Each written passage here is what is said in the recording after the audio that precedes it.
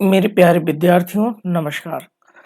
Daily current affairs की श्रृंखला में मैं श्याम आप सभी का श्याम आईएएस में बहुत स्वागत करता हूं। श्याम आईएएस की ओर से आप लोगों के सफलतम जीवन के लिए ढेर सारी शुभकामनाएं। आप अपने जीवन में सफल बने, आपका जीवन मंगल हो। आइए हम लोग डिस्कस शुरू करते हैं आज के डेली करंट अफेयर्स की श्रृंखला के प्रश्नों को लेकर के। 1000 वनडे मैच खेलने वाले विश्व की पहली टीम निम्न में से कौन सी बन गई है? पाकिस्तान है कि भारत है, बांग्लादेश है कि ऑस्ट्रेलिया है?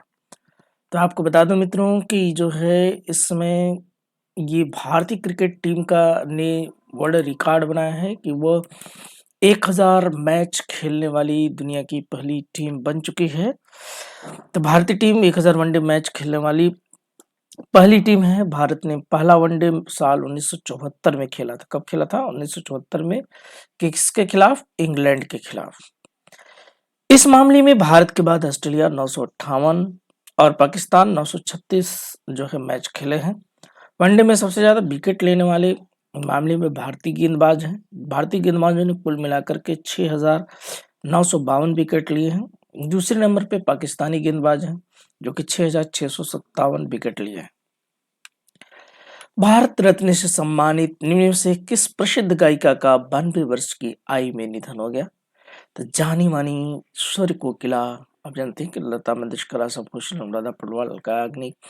तो आप इसमें जानते हैं कि लता मंगेशकर जो कि 92 वर्ष की आयु में 6 फरवरी को उनका निधन हो गया।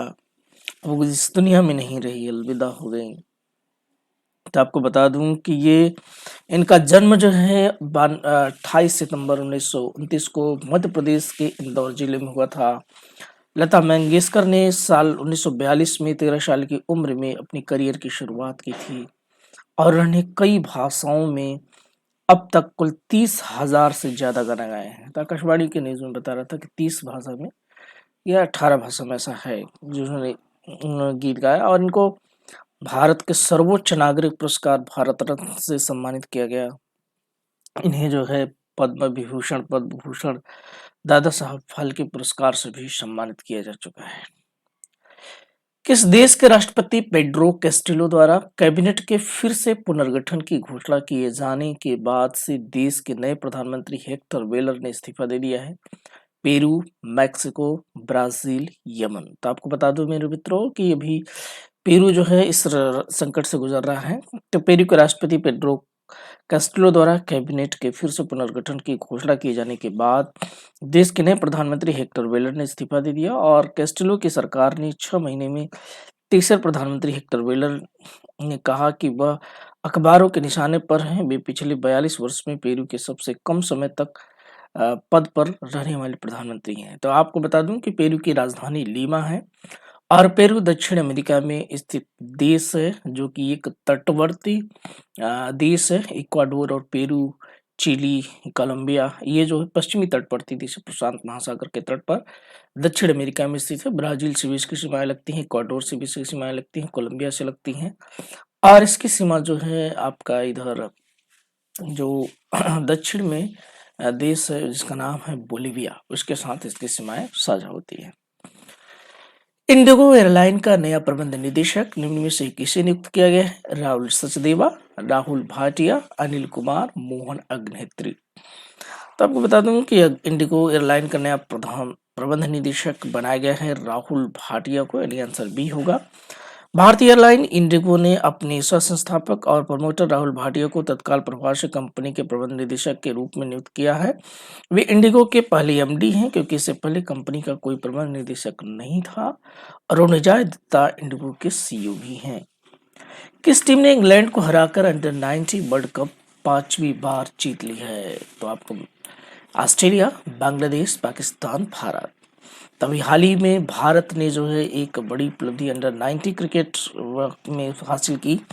तो सर विवियन रिचर्ड्स मैदान में भारत और इंग्लैंड के बीच 5 फरवरी 2022 को खेले गए मैच में अंडर 90 विश्व कप फाइनल मैच में भारतीय टीम ने इंग्लैंड को परास्त करते यानी हराते हुए इस खिताब को हासिल किया। भारत ने अब तक सन 2000 में, सन 2008 में, सन 2012 में, सन 2018 में, सन 2022 में इसे जीता है। ऑस्ट्रेलिया ने अब तक कुल 3 बार 1988 में, 2002 में, 2010 में इसे जीता और वे दूसरे स्थान पे है। भारतीय टीम के नाम सबसे ज़्यादा 5 विश्व कप जीतने का रिकॉर्ड भी है। इसके बाद यह खिताब ऑस्ट्रेलिया ने 3 बार जीता है। भारतीय टीम इस साल विश्व में सबसे अच्छा परफॉर्मेंस भी की है। अंडर 19 वर्ल्ड कप इंग्लैंड को हरा करके भारतीय क्रिकेट टीम ने हासिल किया है। हाल ही में किस राज्य ने एक देश एक राशन कार्ड योजना लागू कर दिया है? दिल्ली, उत्तर प्रदेश, गोवा, छत्तीसगढ़। तो आपको बता दूं कि ये छत्तीसगढ़ है और ये स्कीम अगर पूरे राज्यों में लागू हो जाती है तो आप अगर आपका राशन कार्ड है तो आप इस कार्ड के माध्यम से कहीं पर भी अपने राशन को प्राप्त कर सकते हैं पूरे भारत में।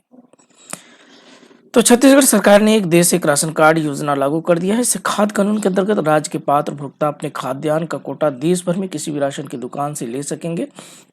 छत्तीसगढ़ के साथ ही एक राष्ट्र एक राशन कार्ड योजना को लागू करने वाला 35वां राज्य केंद्रशासित प्रदेश बन गया है। इस योजना को साल 2019 में राशन कार्डों की अंतर राज्य पोर्टेबिलिटी सुविधा शुरू किया गया था। अगले सवाल की ओर बढ़ते हैं। भारत ने निर्यात आयात बैंक एक्जिम और श्रीलंका सरकार ने कितने मिलियन अमेरिकी डॉलर ऋण समझौते पर हस्ताक्षर किए हैं? 200 मिलियन अमेरिकी डॉलर, 500 मिलियन अमेरिकी डॉलर, 300 मिलियन अमेरिकी डॉलर, 700 मिलियन अमेरिकी डॉलर। तो ये जो है दोनों के बीच 500 अमेरिकी डॉलर का समझौता हुआ है। तो एक्जिम बैंक ने 500 मिलियन अमेरिकी डॉलर ऋण समझौते पर हस्ताक्षर किए हैं। इस ऋण समझौते का मुख्य उद्देश्य श्रीलंका में सबसे खराब आर्थिक संकट के बीच श्रीलंका को अपनी मौजूदा ईंधन की कमी से निपटने के लिए सहायता करना है।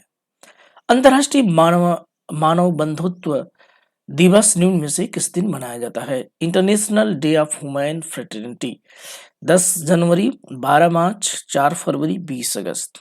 तो ये जो है मित्रों कब मनाते हैं? ये मनाते हैं 4 फरवरी को। चलिए अब हम जीएस के कुछ सवालों को भी शामिल कर रहे हैं। इसमें 2, 4 सवाल, 5 सवाल आपको जीएस का पर डे मिलेगा जो कि सिविल प्रीलिम्स लेवल का होगा और उसके साथ साथ करंट अफेयर्स के भी सवाल होंगे। तो इस पे आइए विचार करते हैं भाई। तो सवाल क्या कह रहा है? सवाल आपसे कह रहा है वंदे भारत ट्रेनों के संदर्भ में इनकी कथनों पर विचार कीजिए। चलिए मेरे भाई विचार करिएगा। अगले 3 वर्षों में 400 वंदे भारत ट्रेनों का निर्माण किया जाएगा। वंदे भारत एक semi high speed train set है जिसमें प्रत्येक 16 कोच हैं और स्वचालित हैं। इन्हें इंजन की आवश्यकता नहीं है। क्या ऐसा है क्या मेरे भाई? चलिए बताइएगा सब लोग। बहुत अच्छी स्कीम है। भारत सरकार ने इस बार के बजट में इसे घोषित किया है कि हम जो है इसके लिए वर्क कर रहे हैं और भारत सरकार ने जो है इस पे बजट में इन ट्रेनों की संख्या बढ़ाने की बात की है कि ये ट्रेन अब जो है कुल इनकी संख्या बढ़ करके कितनी हो जाएगी? इनकी संख्या बढ़ करके बजट में 400 हो जाएगी। तो आपको बता दूं कि पहला विकल्प जिसे है इसमें केवल एक सही है कि 2 सही है कि 1 और 2 दोनों सही है, ना तो 1 ना तो 2। तो ये आपको बता दूं कि ये दोनों कथन बिल्कुल सही है। तो बजट में भारत सरकार ने कहा है कि वित्त मंत्री निर्मला सीतारमण ने बजट पढ़ते हुए यह बताया कि अगले 3 वर्षों में जो वंदे भारत ट्रेन है उनकी संख्या बढ़ा करके 400 कर दी जाएगी। वंदे भारत एक सेमी हाई स्पीड ट्रेन है और जिसमें प्रत्येक 16 कोच हैं और स्वचालित हैं। इन्हें इंजन की आवश्यकता नहीं है। इसे एक वितरित कर्षण शक्ति प्रणाली कहा जाता है जो दुनिया भर में यात्री संचालन के लिए तेजी से आदर्श बनता जा रहा है। तो इस तर्ज पर जो है आपकी कुछ ट्रेनें जो है पहले से संचालित होती थी लोकल स्तर पर, जैसे दिल्ली मुंबई में चलती थी जो लोकल ट्रेनें हैं। वितरित शक्ति से ट्रेन को लोको हेल्ड ट्रेन की तुलना में अधिक त्वरण और मंदी मिलती है जो शीर्ष गति तक पहुंचने या धीरे धीरे रुकने की अधिक समय लेती है। 2019 में पेश की गई Vande Bharat semi high speed ट्रेनें कब आई? 2019 में कहाँ से चली थी? दिल्ली से लेकर के वाराणसी तक पहली चलाई गई थी। 2 वंदे भारत ट्रेनें मूल रूप से 18 ट्रेनें इसमें हैं। वर्तमान में दिल्ली से वाराणसी कटरा दोनों के लिए चल रही हैं। अगला सवाल है आपका धार्मिक स्वतंत्रता के संदर्भ में लिखित कथनों पर विचार कीजिए। ये संविधान का सवाल है।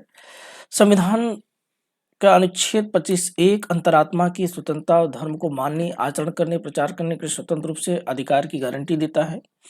राज्य सार्वजनिक व्यवस्था, शालीनता, नैतिकता, स्वास्थ्य, अन्य राज्य हितों के आधार पर अधिकार को प्रतिबंधित कर सकता है। केवल एक सही है कि दो सही है, कि एक और दोनों सही है, कि ना एक और ना ही दो। तो आपको बता दूं कि इसमें दोनों कथन सही है। दोनों कथन आपके दिए गए प्रश्न में सही है। तो पिछले महीने जो कर्नाटक की उडुपी जिले में एक कॉलेज के परिसर में एक मामला आया कि आप हिजाब पहनने के लिए 6 छात्रों को प्रवेश पर प्रतिबंध लगाने के बाद यह विवाद राज्य के अन्य कॉलेजों में भी फैल गया कि क्या शैक्षणिक संस्थान एक सख्त ड्रेस कोड लागू कर सकते हैं जो छात्रों के अधिकारों में हस्तक्षेप कर सकता है। तो यह मुद्दा धर्म की स्वतंत्रता पढ़ने पर कानूनी सवाल खड़ा कर बहुत सवाल खड़ा किया।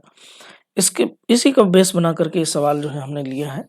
यह मुद्दा धर्म की स्वतंत्रता बढ़ने पर कानूनी सवाल खड़ा करता है। संविधान के तहत धार्मिक स्वतंत्रता रक्षा कैसे की जाती है? तो 25 एक कहता है कि अंतरात्मा की स्वतंत्रता धर्म को मानने और अभ्यास करने, प्रचार करने स्वतंत्रता के अधिकार गारंटी देता है। यह एक अधिकार है जो नकारात्मक स्वतंत्रता की गारंटी देता है, जिसका अर्थ है राज्य यह सुनिश्चित करेगा कि इस स्वतंत्रता का प्रयोग करने से कोई हस्तक्षेप या बाधा नहीं हो सकती। हालांकि सभी मौलिक अधिकारों की तरह राज्य सार्वजनिक व्यवस्था, शालीनता, नैतिकता, स्वास्थ्य, अन्य राज्य हितों के आधार पर अधिकार को प्रतिबंधित भी कर सकता है। तो ये जो है मामला रहा है। एक हिस्ट्री से सवाल हमने लिया है जिसमें चौरी चौरा कांड के संदर्भ में कथनों पर विचार करना है और इसमें आपको देखना है कि क्या सही है। तो आपको बता दूं कि पहला कथन है 4 फरवरी 1922 को ब्रिटिश भारत में संयुक्त प्रांत आधुनिक उत्तर प्रदेश के गोरखपुर जिले के चौरी चौरा में हुआ था ये घटना। दूसरा कथन है महात्मा गांधी जो हिंसा के सख्त खिलाफ थे, इस घटना के प्रत्यक्ष परिणाम के रूप में 12 फरवरी 1922 को राष्ट्रीय स्तर पर असहयोग आंदोलन को रोक दिया था। उपयुक्त में से आपको देखना है कि केवल एक सही, दो दोनों के ना तो एक ना तो दो। तो आपको बता दूं कि इसमें जो है सही क्या है, तो इसमें दोनों कथन सही है। हालांकि हमारा इस माध्यम से ये प्रयास है कि आपका रिवीजन बेहतर ढंग से हो सके। तो इसमें दोनों कथन सही है मेरे भाई। चौरी चौरा की घटना के 100 साल पूरे होने पर प्रधानमंत्री नरेंद्र मोदी ने स्वतंत्रता संग्राम को वीरों को याद किया था और चौरी चौरा घटना को बताया था कि 4 फरवरी को ही ये 100 वर्ष पूरे हुए हैं। तो 4 फरवरी 1922 को ब्रिटिश भारत में संयुक्त प्रांत वर्तमान में उत्तर प्रदेश के गोरखपुर जिले में चौरी चौरा। तो ये ध्यान रखिए कि ये भी सवाल पूछा था, अभी पीसीएस में ही आया हुआ था कि किस जिले में ये घटना घटित हुई थी। तो आप ध्यान रखिएगा गोरखपुर जिले में चौरी चौरा। जब असहयोग आंदोलन में भाग लेने वाले प्रदर्शनकारियों के एक बड़े समूह पर पुलिस ने गोली चलाई थी। जवाबी कार्रवाई में प्रदर्शनकारियों ने एक पुलिस स्टेशन पर हमला किया और आग लगा दी जिसमें मौजूद सभी लोग मारे गए थे।